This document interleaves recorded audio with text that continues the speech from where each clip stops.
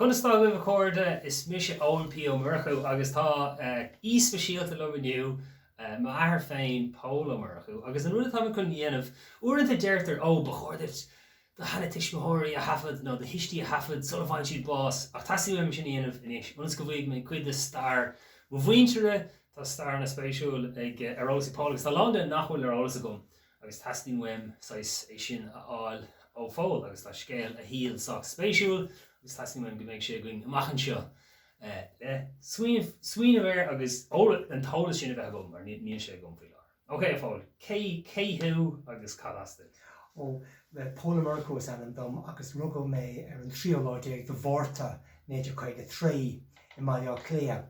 Agus gomasca bhí me na cónaí bhí mo bhaintre na cónaí an am sin Kimmage West an seola agus bhí mar sin le is mis an tain páiste sa clán. Má hiis marí ná PSO Murchú, Padraig Seosamh Murchú, Paddy Murphy, Padraig Seosamh Murchú, agus an bhór ná Bríd Collins O'Driscoll. Bríd Collins O'Driscoll. Bhí me air in na Garda agus má bhór in Dr. Leis. Agus mis an tain duine sa clán. So rugga mé néidir chuig a trí, bhí mar na chonaí Kimmage West, Kimmage le gáin a trí bhlianta, an sin bogam mar le Caint áitiní I gami ag an am ar mór daoine ag gáin? Well, the V galore áit, I mean, hí níl mar an difrith fi láthach, tá roint tí breise tógus an áit. Hí is ar an céadal siad bhil mar bhí sé priviléide go gom ó rugga mé, hí me heis mór ag aber, hí teach a gáin, hí bí a gáin, hí Gordon gas a gáin, hí éadí a gáin, so hí sé priviléide go gomsa chum lán cinnta fu sin ag fásús. Agus carbasta de héis mór?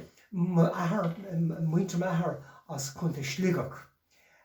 Má ahar mór na Micheál Murchú, Michael Murphy, bhí sé na háirsint sa Royal Irish Constabulary. Michael Murphy as áiste an clún cílán tá sé neic le corbala is siar chunta slúgach. Agus má bhór mór ná Mary Coggins as in a scrone a bhuintir. So hí Michael Murphy post le Mary Coggins agus hí cehar chuigar páistíocha de bhí cehar drifúracha agus búglaháin sa clán. An duine is óige ná ahar PSO Murchú. So rugach mahar hí rugach mahar a Kilmaví chut I muo. Bhí má ahar mór fi sé station ag an Kilmaví mar sergeant sa Royal Irish Constabulary. Cén blian é sin timbre? Ó rugach mahar néidir rugach mahar néidir héinteach. Rugach mahar mór beidir 8-7 timp 8-7 ach rugach mahar néidir héinteach an den is óige. So cúisi go bhí an scoil náisiúnta Kilmaví agus is sé siúd an den is óige hí ceithre drifúrach in sin an áé agus fiú hanna féint a lán is daar seo nachhfuil ar álas gom fiú lán na háitine na Kilmaví so dá siad sa Kilmaví ach treisúpla bliain deiste siad go bhí Charlestown. So nó na Charlestown é chun é mó freisio cá si go bliain sin agus an sin deiste siad go dtí siad go dtí cad anam an áit bhí sé in Garden áit sin tá si treidir údianta go faoin áit just fuil áir. So Kilmaví, Charlestown agus bailú beag eile. So ach dúnach síos an áras hí néidir fé héin fé dó. So deis tríadar ó bailach ó chun é muo sús go dtí bailach clia. So bhí a chonaí bailach clia Fairview, Fiannar bhí a chonaí Fairview. So chuig mahar go bhí an Scully Connell. Joy O'Connell boys imríimiid gailog imríimiid in gcuine siúd go minic. I mean tá scoil tradiisiún láidir agus cúisi an meánscoil sin átheistas agus an sin dá sin scoil agus cúisi bhí an ollscoil le gábhlíonn. Bhí si déanamh BA BCom ag an am agus Is cad is BCom Well, commerce. Well, she didn't be here, you know, bit Russia didn't have fashion. Sorry, better not Russia didn't become a goalie fashion. Or if she's a College of Science, College to Oliach, she short Murphan and she will unreal. College to Oliach, the one UCD. UCD, so we should go in College to School about our clear. We Douglas to heather more left for it, we Douglas to heather more left for it, we Douglas to heather. Can you cover Douglas to heather? Well, yeah. Sure, Ken, Thomas Sween of Rugby and Nedic Hendic, so Vision Thomas Sween of Vishay Bedder, College School Bedger, Nedic Hocht Fenley, Truck a Hen, Dog Channel Skull, for our boss Temple and Amshin. So just ask King, he should be our via our Shaskakui. Shaskakui, for boss. Galore for sure. So just yes, so Arrogant the call really. So just Dog Channel, because she's actually Gordy Bedger, Truck a Hen, Truck a Doe. Kushaks na Gordy is trends with dogs fishy. Marial Gurav.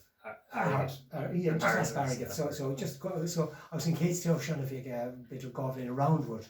Kunte Kilmantan. Fishing chin rad blint. Because you know Shash Balio clear. Obviously fishing moon a goilgus na Gordy. Fi well the mind matter. Obviously fishing moon vi sort scheme gavalamoig. On start service goil vi sort plan no gavalamoig. Na Gordy. Be a long plan. So what's your plan come go vol na Gordy goige? So vishe many he thought come the vishe station mak miawneder hot miawneder agus vishe mon na goige vishe den gamager fashion. So fresh couple bitter agus er she dolo station. Yeah, vishe dolo station we know she dolo station ra handling vishe fashion. Vishe ra handling fashion. Agus is gnar the vishe. Agus chin vi bunniak on technical bureau technical St. John's Road just in Dr. Stevens Hospital ish Temple and Cunha bunniak on technical bureau station trainer Houston Kingsbridge via Agallamh. Okay, so hosi shese technical bureau nature truck car bed truck coig so agus an rud new of one rud new of one vi dini an simul government vi dini fear simul. Then about Dan Stapleton, I mean, far unsimilar father, the government chin, the George McGrath, Tom O'Connor, the unsimilar, obviously, Ryan Greengraff Certificate Bureau, the Ryan Modern Mission Fingerprints. I was you're there to attack on Black 3 if you want to. Well, Black 3 is on Vichy. The road is Black 3. It's Black 3 if you come to, Vichy the Tourt. The mac sort actor chorulach thresh torlo rakish the mac which the den of the fingerprint section Mayor Lurg obviously the section version the gulny again rod mother the finish forensic the vexual portix right chin so vicious so technical bureau like bitter suskadi nature quite a shaft obviously quite a shaft temple Dogma Balio clear. Agus an rawa vín sin ó. Rawa. This should fall promotion. This should sergeant with the Kigra. So Dogma Balio clear come go Galliv. Agus mi a coni in Galliv. Better Gall. Kenny should be right again. Better Ishikar. So come go Galliv. Agus mi marchoni. Lane Queenie. To give you larger come Galliv. To give you larger come Galliv. Muintir vi marchoni go mila mak bor Akin. Go mila mak Headford Road o Carnegie. Tá ácho galéir tóganish ach idir artach agus you know better chach no go idir mudna agus wood key gamam. So I was muintir na haite ballan foil and tan night in Rammer. Agus along then of course vi gwelga vi clown and knackling the Kellys I was gwelga lower the vi was in gwelga gugus if you like gwelga gugus it's gwelga gugus if you San Martin ballan foil gwelga tarshin we'll make rock into ballan foil okay do you come on go mila Clusham Trough there for Akin Giminic in the Torski. That's right. Need to caint because keen to grow. She does Susamayak, she does Huig, it's a Huig. And Tom Shindy the hot initial says you're on the car. Oh, that's fair enough. Tá chud ála sé gáil goúna chuil sin in le ní bheith sin le mionlach nó bhí sé gáda bheanach fi sé gáda bheanach a 2,000 amachchan. Just feiceann ar galibhar léirscáil, just ag dul chuig, just ag dul chuig i dro áchéin. So bhí mar an sin beidir 3 bliain an sin, agus na daoine bhí na chonaí nachlín is fermóí bheith bathachá, behéig, bhí sé dul dtíon útran bheith bainachá, bheith capalacha, agus go má obair ferme i gar an féir, is gohfuil go gar an féir, is gohfuil am sé dulteach ag ghlachtú hain póir? Bhí anna páirte, bhí na páirtí go léir, bhí páirtí go léir páirte go nachrad, fandó a fadó, bheith páirte i gcónaí.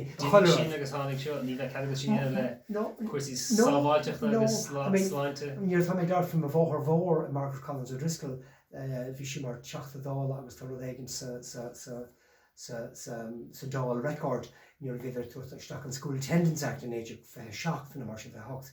Dúirt si go raibh am go mbeadh páistí an cabhrú meán fór leis na prátaí thugann isteach. So bhí páistí anna páirteach. Fiú an trísam There's sí gurbééis sin an fág bhfuil siar an tairí cá fada in éir atá le bheith an páistí ceir le leis na barí fuair sí chance man fór amach an scoil chun na prátaí anamh. Agus fiú an trísa do bhór agus má bhain chéile. Agus beidir go nnig me aglah le bhhar amach an seo rinne trísa lánabar sa ferm. Bhí rinne sé lánabar sa ferm leis na behéig agus bhí mar an gáilíomh an sin an áit dochreite áit hí fósaí úsáid capal a gara in na féir agus capal ag tuairteach an féir isteach an scibol agus bheith cearcaigh na daoine. It's just is sort ní mar céad am a chaisib an sin. Bhí mar 3 go le bliain beidir, 3 go le bliain.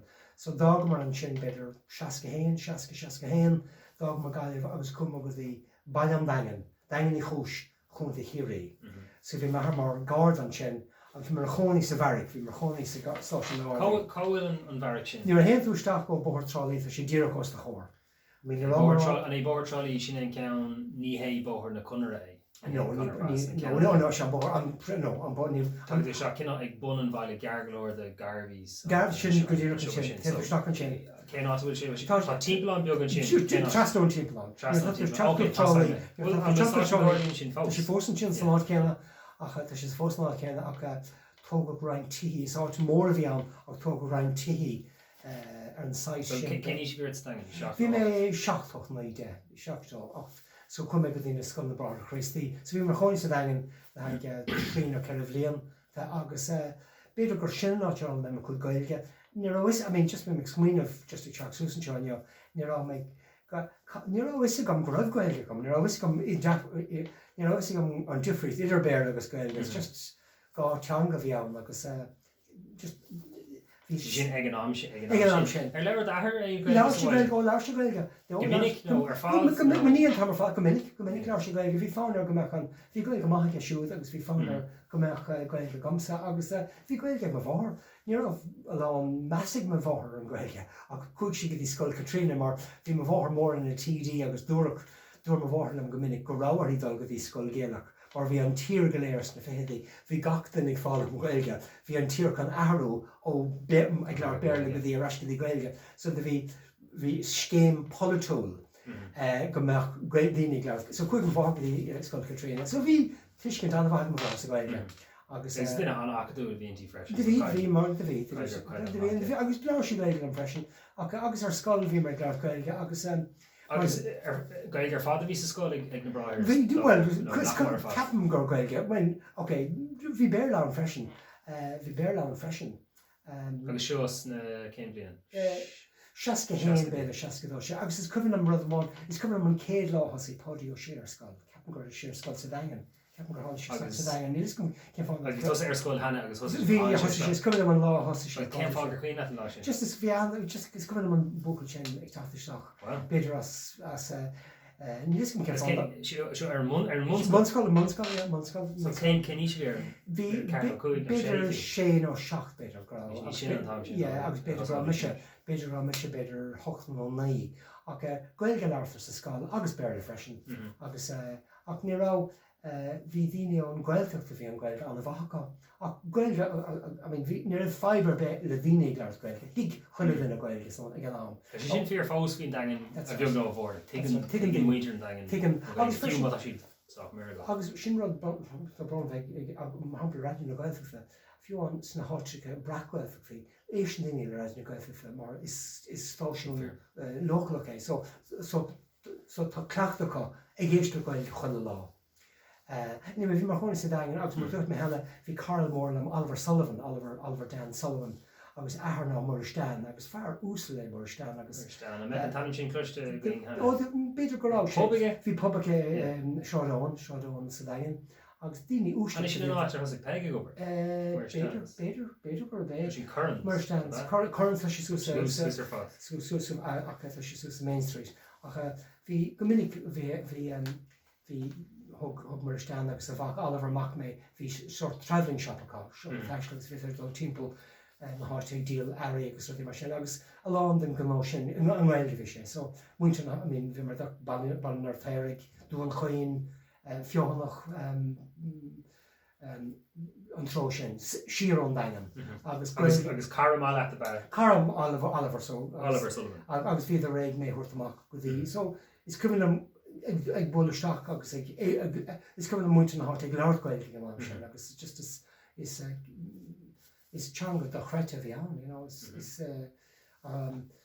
Is cén sé stuff bhí á níl gná sipa groséir sort arán fiú go déanú na daine arán héin ach beidir sort siúcra té briscí rudí bunúsach cornflakes an meach mar an iad na daine a beag an airgad a bhí ceannach stuff an siúpa. Well, ní go ní na daine gona gan áfer mar. Ní rud mar an glúisteán gan am sin. Agus an méag sé do amach an glúisteán a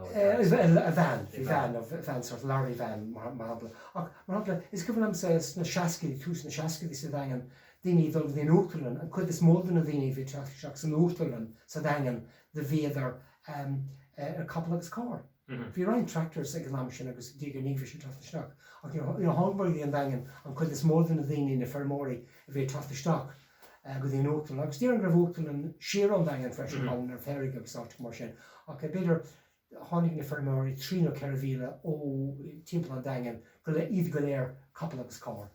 So ní mar an cána bhí sé na bóirach donna sin. Well, bhí sin rudan ach bhí na bóga go má. Agus bhí sé go má freisin mar ní mar an trácht. Bhí sé sáháilta, bhí an an siúil ar na borga. Agus mí rothir a goibh ní raibhar chum sa dagen ná níor an mís chun roiithne beidir goí go mé de níor mé níor agmar dagen bhí mar manistre ar muí. So bhí mar beidir trí go lehhaíonn sa dagen agus bhí mar choní sa bharic.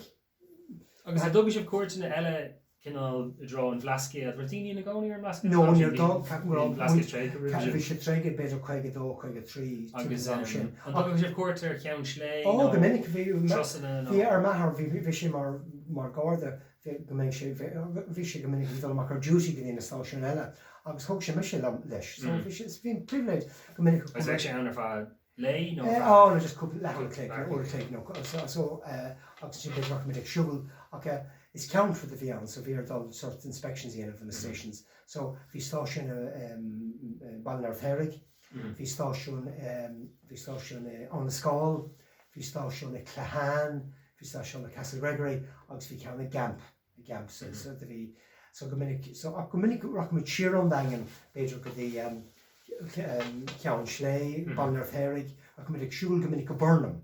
Bhí áitiúil chláist ide, Tá sé dír trasna má tatas ar an cé a dagen dír trasna tá Burnham an ná sin Burnham agus bhí mar bhí scoil Burnham freisin, bhí scoil agus an seach páiricó seocrú má tá méid ceart gur be páiricó seocrú an príomh mhuintir sa scoil sin. Scrín Tá lán scrín bailile se ringe tá lán leir scrítige fear mór scrín Jimmy Var a hain agus an bailile se ringe. Idir bhfuil lán leir eile scrítige. So is agus an mó blian nach chaisiil sa dain. Beidir trí go lehblion agus le cuimhnú mór gom ag siúil amach dí an trá a beidir ceann an trán is fearr go lehan gan ná bíonbáin. Tá sé bíonbáin sérán dagen. Agus féidir siúlaach ar an chósta trí cúlín agus siúlan tú thnáid bhfuil an óstáin de sceige ar an chósta tú bí an siúlaach ar an chósta agus sin tú bíonbáin agus trá andas a bhí an na bhónaí. Agus tá dún sin atá beidir níos fuideach beidir mí eile go míála san lá sin agus cá mé leirt níor tá míála leirt bíon tú ná chuile focail a hiiscint tá sinéireacht aige agus severas agus tá ach ag an amcéanna bíon tú ná na hiiscint. So má tá daoine géisteach tá brana bhfuil me leirt beáin róhapaig. Beidir bhfuil me róhapaig Ní tapú. ach bralam an ghailge tá ag mhuintir crochar bhfuil. Anna tá sé sin ar fáil an spéisiú ach bhhailm beagánna chus faoi do bháthir. Faoi mo bháthir, yeah. Mo bháthir ná bríd a Collins a driscoil mo bháthir, rug mo bháthir néidir go 8 agus bhí hisismóir bhí mo bháthir ná Patrick O'Driscoll, Pádraig O'Driscoll as cloch na chuilte timp cloch na chuilte, Carrigró timp ná sin Lisavard agus Patrick O'Driscoll methar mór agus mo bháthir mór ná Margaret Collins O'Driscoll. Agus Margaret Collins O'Driscoll an ben is sinne I glán Mícheál Ó Cuileáin. Margaret an ben is sinne an poiste sinne Mícheál Ó Cuileáin an búcail is óige. Agus rugach í de Woodfield agus tá go leir scríte agus láirta faoi Mícheál Ó Cuileáin agus Mícheál rugach néidir 8 nócha rugach mo bháthir mór 8 beidir 8 tá muoineh buchóga me go níos fearr 8 7 So rugach 8 7 Anyway, post Margaret Collins O'Driscoll agus Pádraig O'Driscoll agus bhíidir choní síos Tifmuid de cloch na chuilte, bhíidir choní amach Carrigró ach sin bhí methar mór Patrick O'Driscoll bhí sin a ferramór ach fear an simú bhí sin a scríór freisin agus bhí sin a bhí nótánaige agus bhí sin iriseoir le fadandá leis an Southern Star, Cork Examiner, Freeman's Journal agus bhunig sin nótáin hain an West Cork People. So agus an sin tríéis go blion daiste isteach the Emmett Square. Cloch na chuilte agus sin lá sin bhfuil an Irsmalin leis an Colánach sa Michael Collins House. Gordon le gur Mícheál Ó Cuileáin an fear mór an big fella tá sin agus ein Mícheál Ó Cuileáin eile. That's right, an big fella Mícheál Ó Cuileáin. Agus Gordon le freisin so tá anna sim go sin den de start of mhuintir. So go man sin mé ó leis an slí nachfuil drethar ná drefuair go. Tá sim go Tá ó Cuileáin an spéisiú mar fersa ach deganá ní bhíonn tú tá sé seo a hafta going dé downnig deganá ní bhíonn An seolá dé danar gá céad sa fédó. Fédó deganá ní bhíonn tú gléasta díreach có puchas nasta dé downnig ach bhí tú gimocht ar bheith beagin cad é bhíar siú. Ó bhí gomóra céad bliam bhí mar tú gaslan bailú clíanú ag man lei go dtí beidir 2:00. Bhí seolá danar néidir nócha néidir fédó bhí an Lord Lieutenant bhí sé ag tuairt caslan bailú clí go dtí rialtas sealadach na hÉireann bhí sé tuairt bhí an aisteachán ó na Sasannig bhí an le sealadh le 7 bliam go dtí mhuintir na hÉireann agus ag timpeall 2:00 cearta sé dó ghlach an rialtas sealadach provisional government an le caslan bailú clí Mícheál Ó Cuileáin Arthur Gréfa Éamon Duggan daoine mar sin ach an jo bhí commóra speisialta rud an starú agus bhí mé priviléide go fór me chore tá mé bhuaachta Michael O'Mahony agus mo chultar Michael O'Mahony agus Helen Collins dá bhór sin ach bhí an réaltas léir an bhí Mícheál Martin an réaltas léir bhí an túrán Michael D. O'Higgin bhí an arm na hÉireann agus bhí is commóra an a bhór bhí an ag colúra an láglach rialtas na hÉireann seileadh muintir na hÉireann seileadh ar caslan bailú clí. Bhí cuioine ag daoine ar sin an joke clásicach sin sa gan an Michael Collins you're landálinn Ó Cuileáin ann ábhríonn déanach agus deir an fear an tamara bratanach there Mr. Collins, you are 7 minutes late. Actually, you can have your 7 minutes. We've been for 700 years now paid with us. Más fear, you just like more. For me, text to my girl to gun videonic and for me text to my girl to gun videonic. So if you mention Galua, so we shan't see him large and Michael Carrick, August, the Mahort river race. So we should ask. Anna agus a rash so tá bhaid cé tá going sin so tá tiis de bhar agus ahar mór an sin luúte go. Yeah, Margaret Collins O'Driscoll agus Patrick O'Driscoll bhí ar chonaí cloch na chuilte agus bhí cardiac sa páistícha. Cardiac páistí. Má bhór an dar duine sóige. Má an duine sóige ná fanúla Collins O'Driscoll. Fanúla Collins O'Driscoll an duine sóige má godmother. Mór daoine a ghlachan an slíne dúbalta sin ar féine. Ní minic ach just ach uair scríam bhór Bríd O'Driscoll, scríisi Bríd Collins O'Driscoll freisin sé. So, I mean, má bhór mór úsáid sé an anam Collins O'Driscoll, mar níor bhí sé dul mar TD bhí sé tá Collins O'Driscoll níos fuidir súsa Pauper Ballet. Agus is slin an a láidir é Collins freisin.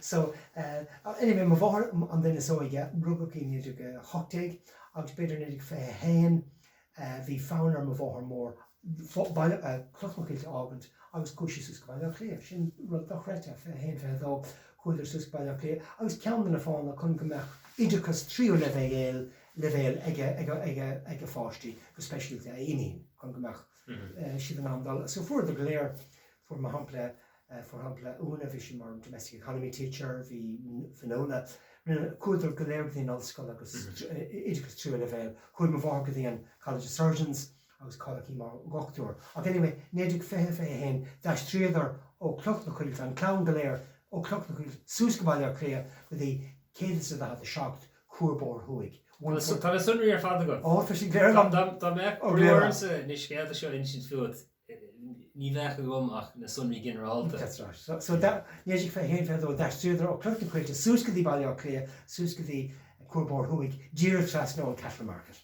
So the bhí agus an rud bromach sa saoil fuair Mícheál Quillan bás ar an fithedó lá lúnasa gáchéad sa néidir fithedó agus I mean is rud bromach rud tragéideach ach don clán is rud bromach freisin bhí an bhí méid leart le rón an fasas in yours Dr. Éil Kennig faoin trauma bhí ag mhuintir na páistí daoine bhí ag tríad cogur na séir Dr. Éil Kennig agus fi méid leart faoin ábhar sin leis sus caiisna bailile clé gáfáistí le German fasar ach in Agallamh bhí mar anna bronnach agus búra go fuair an clánach bás. Bhí mar bronnach. Chuir leatsa bríon ó Timáin bhfuil agus an trín an má go bréá farúsa. sin bhar na cuairt Bhí bríon go de fáracha de radio na lifa agus sin méidir gur sé caiin faoi rud éigen faoin téime sin sé gur chlár éigen inana faoi héime an trauma óhains le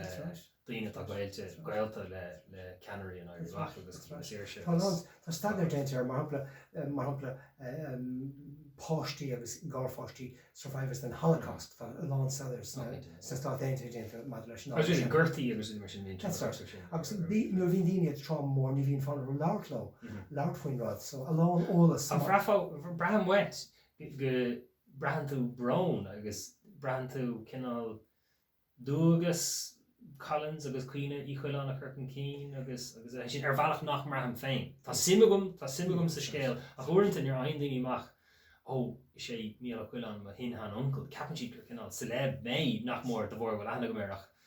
Braham is féidir lom a bheith séir ón ruid sin nach brahan tosa beidir dúgus ar bhealach nach marham se. Well, just for person, just in my hail, the more for the mass more here, me have a just more uncle, or just more dinner, August the sort of brown, the one and go brown, a glass of clown, uncle at the fortune. If you want, it's coming up in your view in a book of Og, be more calling Agallamh, August the sort of response Agallamh.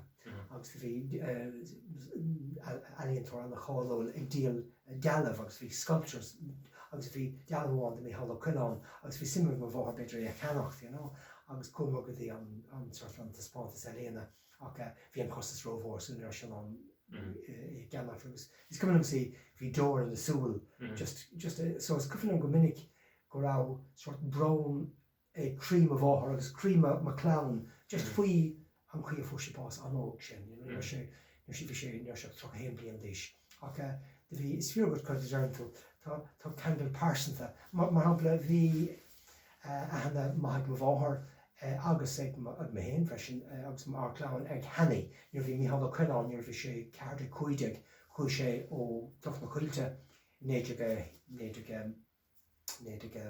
sé chuaigh sé go dtí London agus dá sé le Hanny Collins Hanny Antiphonish agus bhí hanna maith go bháthair agus ar chlán go léir Hanny agus bhí hanna gomsar Hanny agus bhí sé bórta i gúna na gaige bhí sé mar rúnaí ar chraamh Lúndan ar bheith bhí simá agus bhí sé pórtach na Geraldines G Club freisin bhí sé anna fórtach sa Geraldines G ach anyway chuaigh clán bhí cardaigh páistí glán má bháthair an dardain na sóige an dardain na sóige agus is so chuaigh má bháthair go dtí Scoil Catriona agus bhí fán ar bhí chuaigh má bháthair mór seach sa dál 1953 bhí sé mar TD ó 1953 go dtí 1932 pártaí Cumann na nGael agus bhí fachtas mór gomach an tír goléir fáil an Gaeilge agus gomach an tír do reachtaí an Gaeilge agus na Polytróí agus na trochadaí so chuirc má bháthair go dtí Scoil Catriona agus chuna éideachas íana trí Gaeilge agus Scoil Catriona bhí sé sin aice le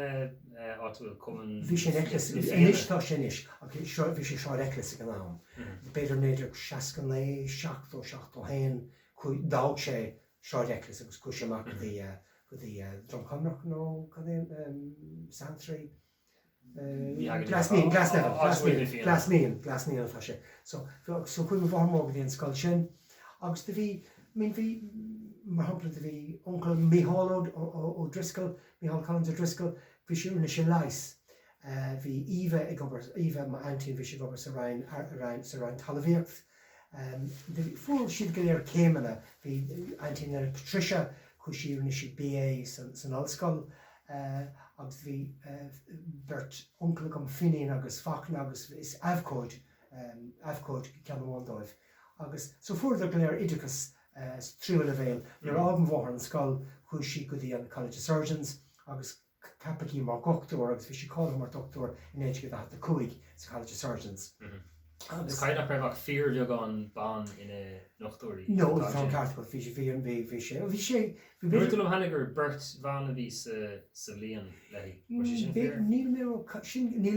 beidir gur dúirt me duine de bhirtaí beidir bhhailm sort taide dhéanamh faoi sin bheith sé simúil mar tá pictúr beidir gur an níos mó mar tá sort an pictúr graduation ag má bháthair so bhfuil an fechan civéidir ví sa rang beidir gur an níos mó ach bhí sé fear bheagán na gomra le inis tá níos mó mar ná fear san rang leis ach rinne si cáil chuig agus tí chuaigh sé halga Sasanna agus bhí sé gobar Wigan, bhí sé gobar London, bhí sé gobar Ospedale agus uaháin bhí sé dal trasnar an mád go dtí Sasanna agus bhúil sé le maithar ar an mád bhí maithar dal ar le de siar halga London halga Sasanna le Colcahar agus beidir seo néidir na néidir chuige agus posted ar ran blianta níag sin. Bhí ahar dul ar leon de sira go London agus go London sna chuige túsna chuige. Agus ní leir tú sira cén sa sira bheith go gceist sin? Well tá sé simú actually. I mean leis go gafa roint wa airige de bheith go ag an am sin. Yeah, well bhí sé mar gáir bhí sé gobar sa technical bureau an am sin so bhí beidir caiiciisce bhí a Colcahar Peter Martin well in fact neachta bhí an Peter Martin ag obair Sasanna so bhí sé just chuig sé háil sin just leis beidir seach fan mar sin ach búidir leir an mád anyway posted agus néidir chuig a héin Sráid Acram síso cuabór thuig Sráid Acram i bailach lí seacht agus so mar dúirt mé bhí mar ní nach fear bheag an acha go mar ar an gcuid sin an char mar sean simú tú sús sort Prussia Street sús an bór sin agus Acram Street beidir ar leathíh beidir Cadí an príomhóir dal raibh Prussia Street bór na gloch bór na gloch tá cartfa Cad é bór na gloch mé Storybar sinné sin bór gomágat té bór na gloch agus tá casa bháin Acram Street Sráid Acram agus casa bháin eile Prussia Street so sipe brath ná agus cé ná raibh cóíar thu sin ar fósadar bhí má bháthair na cónaí Sasanna chána sé ráis bhí sé cóisiháile bhí sin na cónaí 147 North Circle Road gnám agus bhí methar cónaí a fionrach le mhuintir.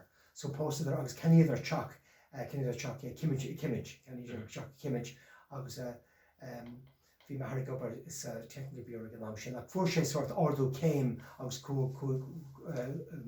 cuaidir gnám sin go dtí gaiamh ní bhí sé isi cearan mar sin cuaidir gaiamh. Dangam. Agus an sin ní an An dhé an dangam cumar beidir néidir 64 fág mar an dangam is stáil. Is cumar go maith an lárág mar an dangam man for 64 ag tumáach. Agus ar cóirde buan cóirde déanamh. Bhí cóirde go agus fi sé dachar an áteach an fiú brona ag fág an náid. Ach fi sé simúil fesin dul í áit, nó cumar the áit go So an cuioine cé na daoine mar bíon tosas legan in is ríist inis le fáinar aon siar beidir uair sa bblion nó uair ga couple blion. Well, ní ham rómhí bhór an dul is mó. Ar chasú le daoine ar seanna go ar Cosme. agus céhiad na daoine sin. Bhí Joe Curran sa mar an chéan bhí Connie Cremens, bhfuil me le Connie agus raibh cuioine go bhar na chéile an bhí Oliver Sullivan freisin. agus tá sé sin fós ar marthan na bhfuil. Fi sé fósbío. So fi sé dechar golóir ag fágan an áit agus an sin cum go dtí manistra Agus is tógan nach wacha tú iad ar fan an blianta fada ní sin. Bhí me sísa dagen cúpla blian hin agus bú me le Connie Cremens. Ach mis rá nuair dog tú nuair ví tú Níach ar fad fé go blian. Is feargad. An sin cum ag dtí manistra ar muí agus cum ag Cáil sé sin do gine nach bhfuil. Fermáid County Cork, manistra ar muí chun dí chorchaí. Tá sé beidir ar an bóthir idir Corcaig agus Baile Cléa. Tá sé 5 míle. Tá tríd fós an do well tá tú an leis. Tá sé idir bailh stéile. Má tá tú ag dul Corcaig go dtí Baile Cléa ten tú sort Watergrass Hill, Rath Cormac agus tá sé 5 míle beidir amach ó Corchaí ar an príbór go Baile Cléa red bailh stéile. So bhí me sa scoil Braham na Christí sa maistar ar mé le gábhlion agus an sin bhí methar ag eistú timppla na háitecha. So dúirt má hisismar go chuig sin mé go dtí scoil cóntha. So néidir 65 chum é scoil cóntha i Coláiste Carrick Tobar, Rockwell College. Chum é Rockwell College Cashel. So bhí men sin ag séhlion Coláiste Carrick Tobar agus ag an ná sin bhí hisismóirí dágad ar maistar ar mí beidir néidir 36 agus go limnach bhí ar chuin limnach le blian amháin. Cén áit limnach? Ban na cara. Ní ra mé scoil samáte, nach chu mé ar muinte na háite agus bhí mar gimar pell so bhí mar limnach le haige beidir blian nó gó. Agus sin dág muis mar limnach agus cógur go dtí Little Canning, Little Kenny County Donegal, Little Canning chu dtí Donegal, agus bhí mar sin le haige Donegal, bhí mar sin beidir gábhlion Little Canning. Agus an sin deiste si go dtí Portlaoise. Réhas a grás timppla is Portlaoise chun dtí líis. Agus an gnám sin go léir bhí mis sin na chonaí bhí mis ar ar scoil go dtí scoil go dtí cosmadeartha go dtí Coláiste Carrick Tobar. Gus conas mar bhí sí sin mar scoil?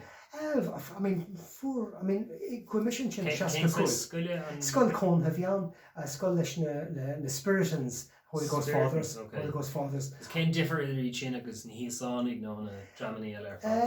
Bhí simachá idirchas thuirt búglaí Catholic agus bhí simachá go exportachá agus an é sin an ort. Is dó go me héine agus Paul cosúil ar annach chud bailí ach cean na háitin na nachfuil me cosúil na go credibh láidir ag Paul agus nach éon credibh go féin an é sin an áit bhirú do chredibh. Well, fu mé credit beidir an sin a fiú an bhí me post óg fi sé nós going dul dí an Afran beidir ní go chuile lá beidir go minic ar bhí nó go me fáús ná dí an Afran agus bhí sépé nó sépélín ar láthir na scoile. Ó bhí sépé sa scoil i Coláiste Carrick Tobar chu mé go dtíana Coláiste Carrick Tobar néidir 65 ach go ná sin ar séir idirchas beidir defáin géad nó beidir chuidig fáin géad de chuoine beidir féfagéad is í manscoil, bhí landíine gimar mas an scoil ige is ceirdig chuideag.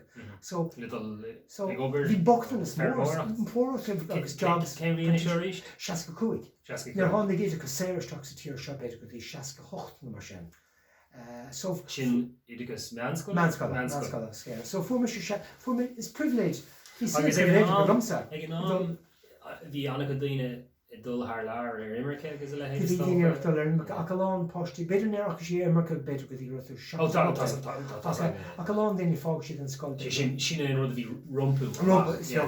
Agallamh daoine roch si beidir go dtí an ceardscoil agus is ceard rud feartáach agus is bonnachil na ceardscoil na imethe sléomháin mar bhí card anna bha le fáil antó. Agallamh reinint an leid roch si ag fermórt nó just ag obair monachchan nó just gná obair. Ach leis scoil phríomháideach a bhí scoil privléideach. Céin Lacham leis nach mar daine an ar scoláireachtaí ná le héireach. Bhí reintíine ar scoláireachtaí Agallamh daoine is grúpa soach me an manach agus páistí de fermóí mór agus páistí de daoine bhí profisiú sioppaí loch gná daoine bhí profisiúnacha. Sin rudháin beidir má léiríimiid le a bmháthair trísa ní éair dheomad léirgus eile ar éan ag gnám. Ach ag éisteach leis méid sin ar fad cai go raibh taithí anna éagsúla agat ar éan ag gnám le heis an chonáhaine. So bhí do bmháthair ina dochtúir agus bhí d'athair ina cheanfort na gáirdaí agus is páiste éonar a bhíanat agus is tata dála a bhí ina máthair siúd agus bhí agraththirí nó scríóirí just an siúd sa táileach agus dochtúirí eile agus a héad. So chunas mar deart bíon tú hain anna bh ó héad seo a rá istáilm sin aithníonn tú gur gribh anna frihléide go sa saoil. Agus bhí mar atá gomsa leis istáilm ach chunas mar a bhí sé fása níos an éan a bhí anna éag so riamh an aontas orpach agus. Bhí buntáistí móra agus bhí míbhantáistí. Bhí an síalahhaid ní siimplí. Bhí an bí go léir mar hapla bhí an na fermóí go léir ón dúice bháin bheith sé túir bí isteach sa chahar sa baile. So bhí daoine mar hapla daoine ag bra bheith daoine ag brathar ar héin níos mó. Bheith sé ag úsá a baine na fermóí ó féin bheith gach denna bheith gádaín le glasarí a chola daoine. Bheith daoine ag fás a bí a héin. Bhaid níos mó am sin. Rud bháinna chu mis simime agus sin seoir dúirt má bháthair ná an slí nach féad fá dul go bíalan nó dá raifá de landáilfa i maiile beag ní bheith éonáid. Beidir me an póstán ar oscailt ach taréis amóir a bhíon cisin dúnta agus íon fá búlaisteach an áit agus beidir go bhí fá ceapara a dhéanach lucht an fóbdit. Ach seachas sin ní bhíoh bí éonáid mar déag gachtain ag gachhain Bhí an chipper sa dagan, chip Murphy sa dagan. Cén blion is le seascadaí. Seascad, beidir ní dálan gur thosaí. Sin anna arásach ar fad, so dír na turasóirí nó. Well, just like muint an háte. Agus caihanna hécht daoine isteach sa chipper. Beidir bheith sé Cúpla piúnt ar bárdach an á. Well, beidir gur a cúpla bheith an chipper oscailte beidir 3 o'clock nó 2 o'clock sa lá. Bhí chipper sa dagan, ní bhí misisiigh sa dagan ag tús na seascadaí, bhí chipper sa dagan. Ach mar dúirthain, tá dagan lán de sort bíalan faoi lá. Caigil céad bíalan. Well, ní bhí misisiigh sa dagan, bhí 52 pobanna, bhí 52 pobanna sa dagan, ní bhí misisiigh sa dagan. Agus bhí ní bheith bíal a fáil. Ok, ceann na difriúchtaí móra, ní bheith daoine ag taistil an méid sin. Inis tá daoine ar an bórc, tá an bórc go bhhaid níos fearr. So ní cá me daoine, bhí daoine bunthe in áit hain, agus bhí sé dechar freisin mar bhí ag chuile duine dá meach deachtaí bhat sa saoil, de bheith is a chuile duine faoi sin, agus bheith an sort an dearcha cad a smuoine na chóir, de bhí dearcha mór cad a smuoine na chóirsa. The squinting windows agus an éis. Yeah, well, bhí ahanana mehar ar drathar an fear scríban leir sin, Brinsley McNamara, bhí ahanana scríban an bhí sin na chónaí clúntarmh. Bhí cad a gearan na chóirsan, bhí sin an láidir. Níor bhí tú ar scoil ag gláiste Cargatober. Bhí ar hiig sibh go raibh saoil privléideach a bhfuil. Beidir nar hiic mé rilí, nó níor hiic mé. Níró, bhí a gom sa gomininic bhí mé an Agallamh agus orphanages go am si bheith tú timántar bhí mar gáilh deirdí sin the orphanage a théan na buclaí gan tuismóirí. So bheith is a goth agus bhí bochtanas, bhí bheith go mí bhí béle gomsa gach lá bhí breicfást a duine. Rud nach raibh agus an éigeir bhí go nach raibh le head duine. Beidir nach rá, well, ag fécinn siar anis táise gom, agus bhíos go ag an am, go rá me priviléic, bhí córaigh meis mórí, bhí teach going, bhí radio going, bhí na nóchtán going, bhí mé an sort an marhapla Kenny mar an Radio Times, chuile seachtain, agus is fós amantí Kenny mé sin. Anna tá leis an radio go dtíon lá BBC Radio 4 éis le XY. No, Radio Liffin. No Radio Liffin. No Radio Air. Dúntaíonn tú leis léanú de leis. Agus níl BBC Radio 4 Radio Liffin agus Radio Liffin. Robocop's called, need Radio 4 VR ag an am sin, bhí mí seo at the home service.